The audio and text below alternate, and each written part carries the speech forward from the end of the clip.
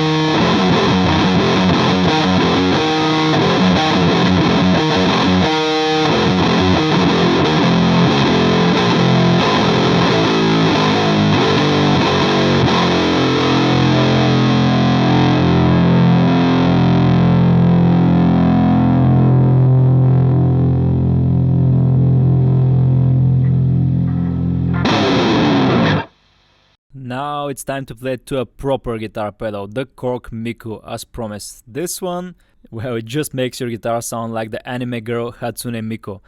Yes, you heard that correct. Watch this.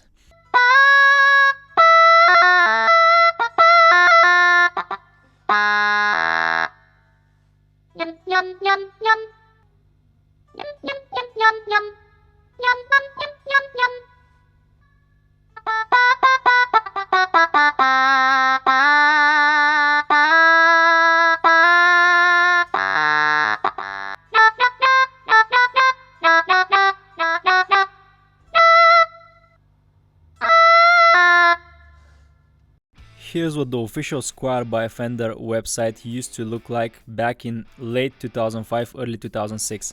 We see a couple of important things. First of all, new for winter 2006, we see the pink Hello Kitty, but there's also the black one. What else is here? December the 7th, Squier makes Newsweek. This is an article by the magazine Newsweek. The official link to the Newsweek article is no longer available, but in general, this was a recommendation for a Christmas present for 2005, and I can barely make out here. The official listing price back then was $229. There was also a special website created for the Hello Kitty in which they introduced this songwriter's journal. I guess they wanted to explain songwriting to little girls. The website is Flash, unfortunately, so it's no longer available for me. Fender was determined to strongly promote the Hello Kitty to little girls, obviously. They did that by introducing the Hello Kitty in late 2005 in two series, the Hello Kitty Mini and the Hello Kitty Stratocaster. The Mini was basically a Strat with a shorter scale. It totally makes sense for little girls to have a guitar with a shorter scale. Of course, it has the Hello Kitty graphics up here. Same as the regular Stratocaster Hello Kitty, it came in two colors, the black and the pink. Then there was the big cat, the regular Hello Kitty Stratocaster. It's mostly known for the pink variation with the pink dot inlays. Pretty much the same guitar, same body shape, same pickguard, just the color of the button is different. And you've probably seen this famous picture of Slash holding one of these bad kitties. Anyway, here's the official listing in the Squier website for the Hello Kitty, and here's the black version that I'm gonna show you today. Under the official listing there's a specification sheet which is pretty cool, and you can see the particular part numbers used in the Squier Hello Kitty. Number 2, it says bone nut, but that's not bone nut. If you look up the part number, you'll see that it's a composite material resembling bone. I'm not gonna discuss the Hello Kitty franchise in this video too much. I'm just gonna tell you that it's a part of the Sanrio bigger franchise, and it's a worldwide phenomenon. Watch the Hello Kitty documentary in Netflix if you wanna know more, but it's just crazy, and it has been crazy for a lot of years now. Is it for little girls though? Daddy, I want a guitar. Look at this Hello Kitty. Do you want this one? No, it's for little girls. Which one do you want? Yeah, so it was marketed as a present for little girls, and I'm sure it got bought for little girls, but eventually it's gained this status of a metal machine, and a lot of metal guys like myself wanted one. It has this muddy, cheap single pickup. The bridge is nothing special, but it has this cool pickguard by Hello Kitty. What's surprising is that it doesn't sound that bad. Yeah, it doesn't have much sustain, but it doesn't sound bad by any means. It's pretty cool and it's comfortable. That was a shocker for me. I was even more surprised by the fact that it doesn't feel cheap. Why, hello there, handsome gentleman. Anyway, it's a Squier Affinity. It's the cheapest version of the Squier Stratocaster, so I was expecting a pretty bad guitar. What came was playable. It can definitely benefit from some upgrades, especially the pickup. You see a lot of guys online putting active EMG pickups in this one to compensate for the lack of sustain and mainly the lack of clarity in gain. I was shocked that the fretwork is okay, but the tuners can definitely be replaced.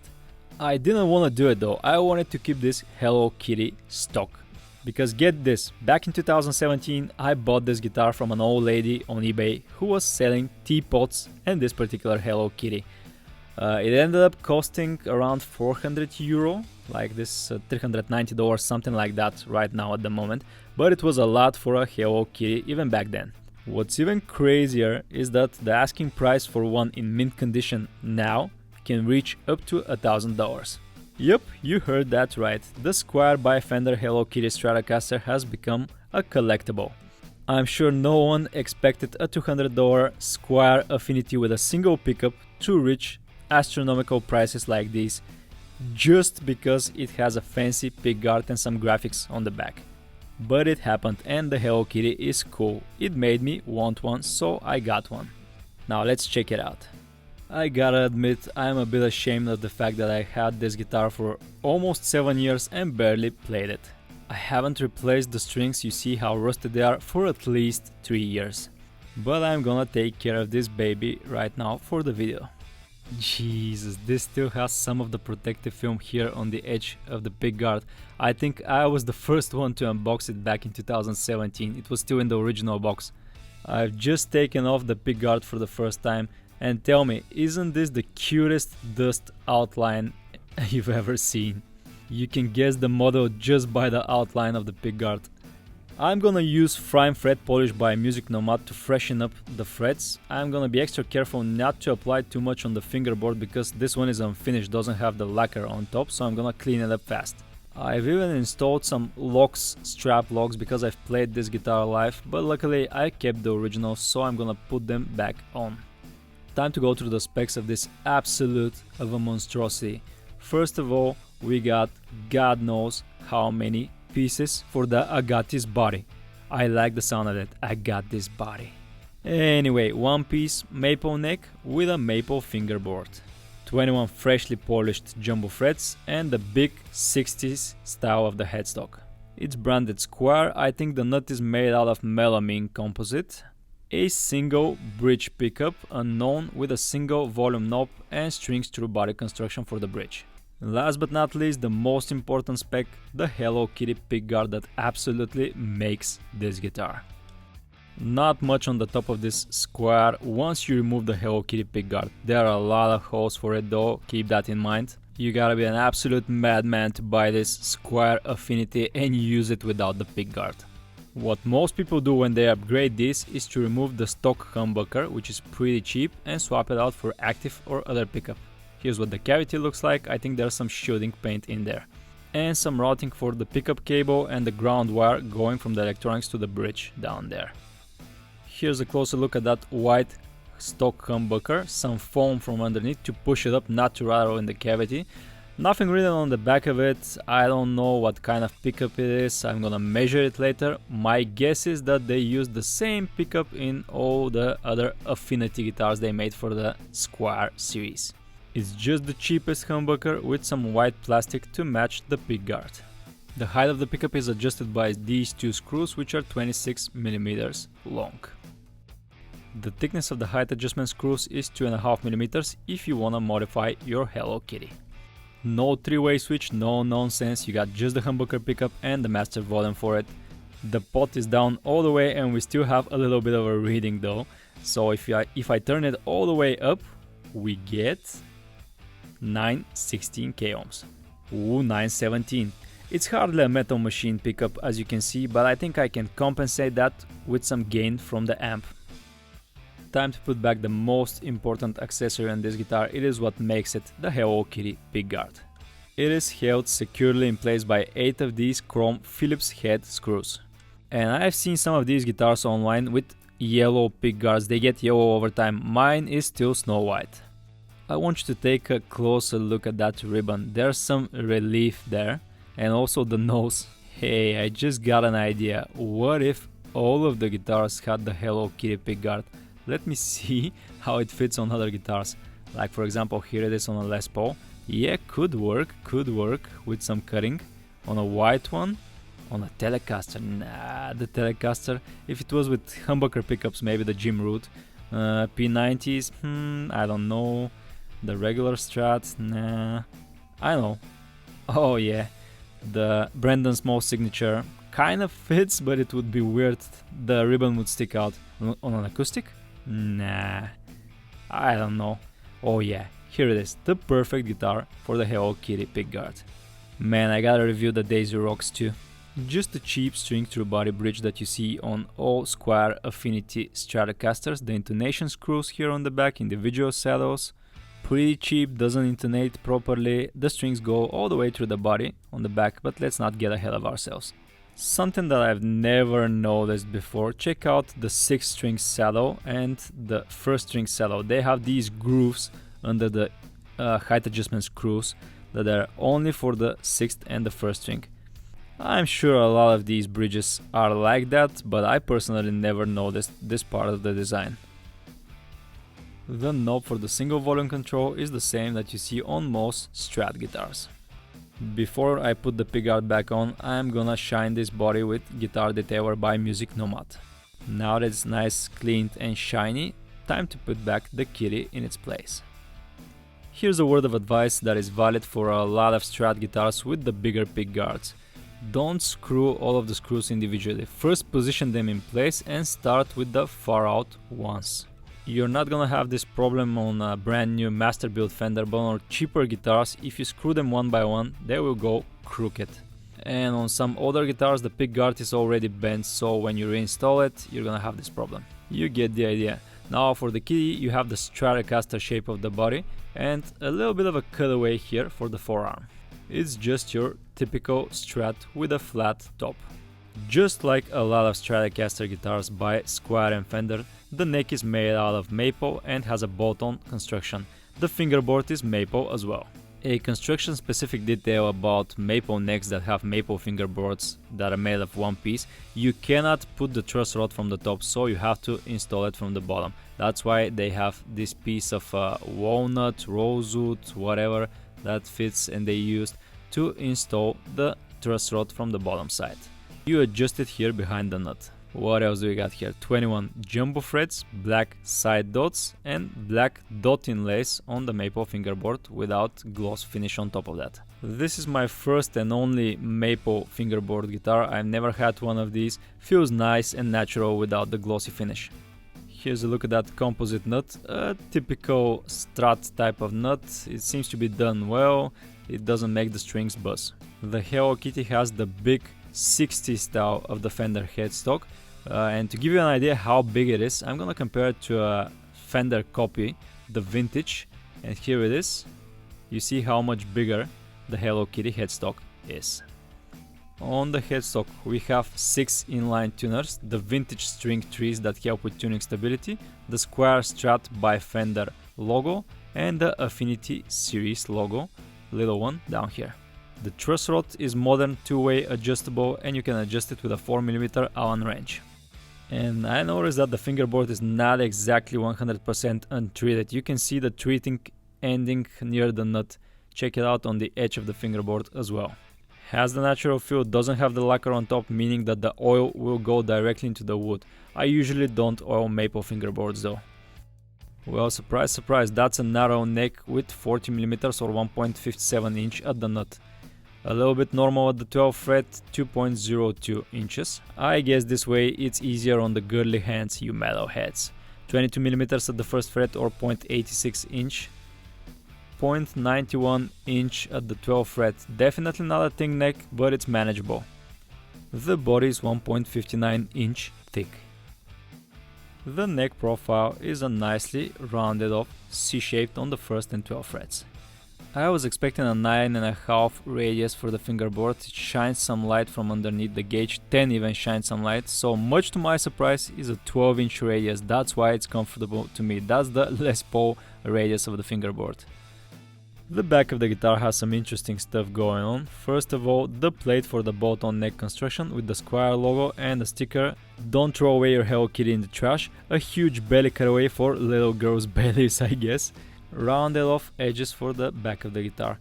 Then we got the Hello Kitty letters in the back. I don't know if you noticed, but these are like stickers underneath the coat of polyurethane finish.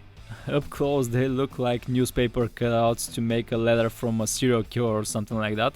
6 chrome ferrules for the strings through body construction, and something extremely interesting that I showed you in the beginning of the video, the Sanrio trademark that owns the Hello Kitty franchise. They had it since 1976, as you can see. The guitar was made in 2005. They sold it to Squier in 2005 so they can use it in the Hello Kitty Stratocaster. So they sold the right to use the Hello Kitty brand on their guitars in 2005. I'm curious how much Squier had to pay for the right to use the franchise. I guess it's somewhere around the price of the Hello Kitty minus the price of a standard Squier Affinity. I noticed that some of the letters like the T and the I are cutouts, others have their background like black, pink, white. Notice the L, notice the Y. They are like stickers applied on the back of the guitar, on the back of the black paint, and then finished with the polyurethane coating. Here's the electronics compartment. There's shooting paint in here and a single lonely volume pot, 500K Alpha, the mini series. The wire going to the pickups there and one going to the back of the guitar for the output jack, which is located here with a chrome oval plate for it. The strap buttons are original. I replaced them, one here and one in the back. The cover for the electronics compartment, black plastic satin, and shooting from the back side. This guitar is pretty well made, I'm surprised.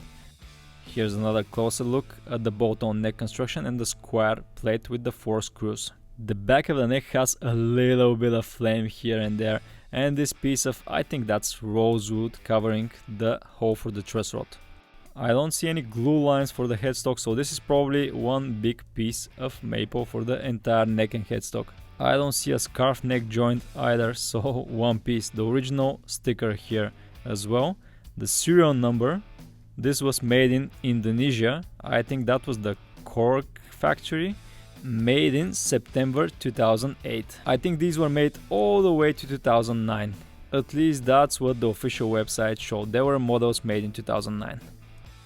I'm gonna set the Hello Kitty in E standard or drop D with my all-time favorite brand and gauge, the Elixir NanoWeb 946. I wanna make it as comfortable as possible for my ex-girlfriend. It belongs to her. I'm also gonna use some Tune It paste by Music Nomad on the nut, string trees and the bridge to give it a little bit of a help with tuning stability. The Kitty can definitely benefit from this because it has a cheap hardware.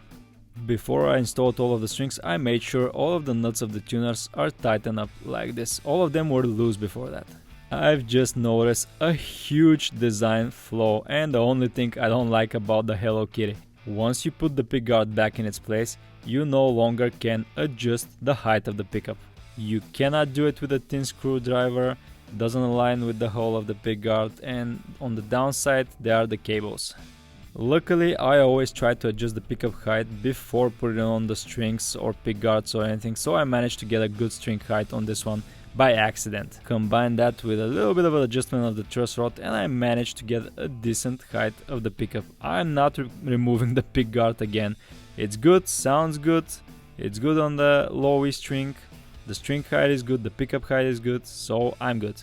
Also, this is a pretty muddy pickup. You're not gonna get any more clearance if you bring it up near the strings. You're just gonna make it sound scratchy. I've also adjusted the height of every individual saddles, but make sure you do so by accommodating for the 12-inch radius or whatever radius the fingerboard has. The fingerboard has a 12-inch cut, the bridge has to accommodate for that, and the nut also. Usually on cheap guitars either the nut is not cut well or the bridge is not adjusted properly, so you get string buzz, probably in the middle strings here. Huh, interesting. It felt to me a lot heavier than it weighs. I guess I am a little girl after all.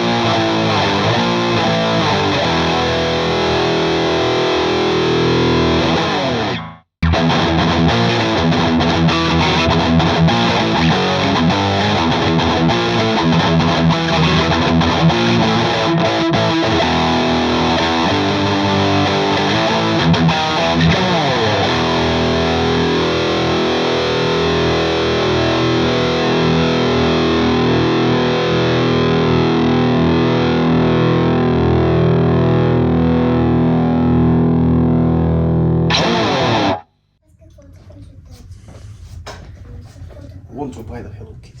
Oh, your little girl will love it. Yeah, the little girl. Do you have white EMGs? So now you know everything about the Hello Kitty and how it became a guitar for metalheads. It was aimed toward little girls, it was introduced in 2005, somehow metalheads called on and everybody wanted one. They're crazy expensive now, they can reach up to $1,000 if you can find one in mint condition in Reverb or eBay. Should you buy this for the giggles? Yeah, absolutely, I did exactly that and I managed to play it once on stage. And let me tell you, everybody lost their minds. In my previous stage appearance I was using a Gibson Les Paul Custom, nobody cared besides one or two guitarists. I go out with the Hello Kitty, instant attention grabber.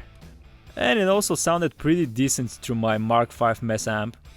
After one of my few stage performances, I gave this guitar as a gift to my ex-girlfriend. Suits her pretty well, it's a cool guitar. So this is the story how I bought a Hello Kitty for almost 3 times the original listing price, but when I went out on stage with it, I found out that the reaction of everybody is just priceless. This is a cool guitar.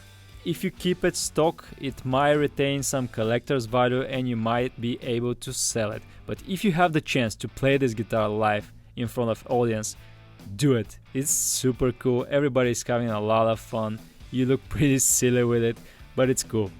If you want to play it often on stage, do some upgrades. Upgrade the tuners, upgrade the pickup, upgrade the pot, upgrade the output jack, and it's gonna be one hell of a machine. I don't think Fender had any idea how iconic this guitar is gonna be when they introduced it back in 2005. They thought that it's just gonna be a silly guitar for little girls, but this ended up being bought by metalheads, by fans of heavy music, and became a collectible over the years. If you absolutely want one, in pink or in black, get one while they're still not crazy expensive. Yeah, they go for around $1,000, but you can still find them for $600, which is, yeah, it's also a lot, but it's not $1,000. Get one while you still can, while these are still in good condition. I can guarantee you, whatever you do with it, covers, live stage performances, everybody is gonna love you. I absolutely adore this guitar and I'm super happy I got the chance to own one.